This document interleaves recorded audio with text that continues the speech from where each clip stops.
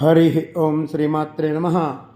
లలితా సహస్రనామ పారాయణలో భాగంగా ఈరోజు అమ్మవారి నామం 840వ నామం, 8 అక్షరాల నామం మూల విగ్రహ రూపిణి. ఈ నామంతో అమ్మవారికి నమస్కారం చేసుకున్నప్పుడు ఓం మూల విగ్రహ రూపిణ్యై నమః అని చెప్పుకోవాలి. మూల కారణమునకు లేదా మూల మంత్రమునకు విగ్రహ రూపంగా ఉన్న తల్లి అని మనం దీనికి స్థూలార్థంగా చెప్పుకుంటే, ముక్తిని ప్రసాదించడం కోసమే అమ్మవారు మూల విగ్రహ రూపాన్ని ధరించింది. ఆలయాల్లో మూల విరాట్టులు ఉంటారు, మిగిలినవన్నీ కూడా పరివార దేవతలు, ఉత్సవమూర్తులు. ప్రధానమైనది మాత్రం మూల విరాట్టే. ఆ మూల విరాట్ యొక్క శక్తులనే పరివార దేవతల్లో కూడా లేదా ఉత్సవమూర్తుల్లో ఆవాహన చేసి ఆరాధన చేస్తూ ఉంటారు. ప్రకటాకృతి దగ్గర నుంచి విభక్తస్థ వరకు ఉన్నటువంటి శ్రీ విద్యా స్వరూపిణిగా ఉన్న పరమేశ్వరి లలితా త్రిపుర సుందరి చెప్పుకున్నాం. బిందు రూపంలో విభక్తస్థగా ఉంది. ఆవిడ నుంచి మహావీరులైన పరివార దేవతలందరూ వచ్చారు కనుక అమ్మ వీరమాత. శ్రీచక్రం వియచ్చక్రం కనుక వియత్ ప్రసూహు.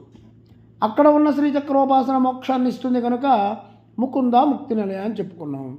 ఇక్కడ ఉన్న స్వరూపాలన్నీ కూడా అమ్మ రూపాలే.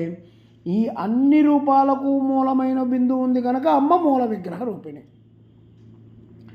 శ్రీ విద్యలో ఉపాసించబడేటువంటి లలితాదేవి మూల విగ్రహ రూపిణి.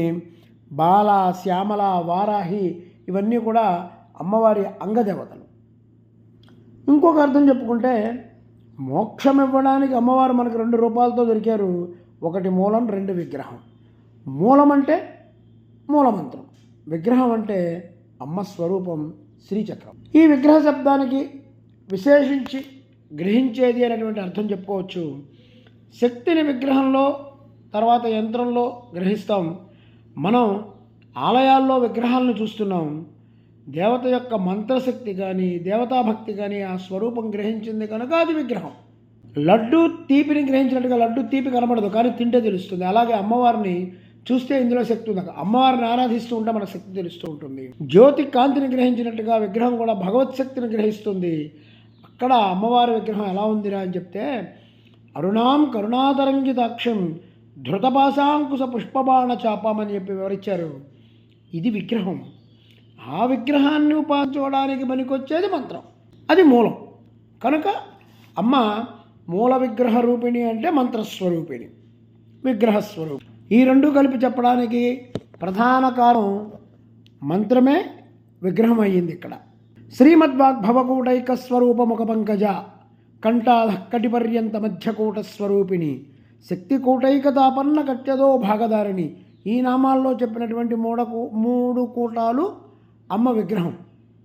అంతేకాక అమ్మకి చెప్పుకుంటే మనం మూలమంత్రమే విగ్రహంగా కలిగింది కనుక అమ్మ మూల విగ్రహ రూపిణి. ఈ మూలమంత్రాన్ని జపించాలి, ఆ విగ్రహాన్ని ధ్యానించాలి. ఈ 2 మనం చేయగలిగితే ముకుంద ముక్తి నిలయ అమ్మ మోక్షాన్ని ఇస్తుంది. ఆ మోక్షస్వరూపంగా ఉన్న తల్లి ఆవిడే. అలాంటి ఆ తల్లిని నమస్కారం చేసుకుంటూ ఓం ఐం హ్రీం శ్రీం మూల విగ్రహ రూపిణ్యై నమః, ఓం శ్రీమాత్రే నమః, ఓం శ్రీ మహారాజ్ఞే నమః, శ్రీమత్సింహాసనేశ్వర్యై నమః.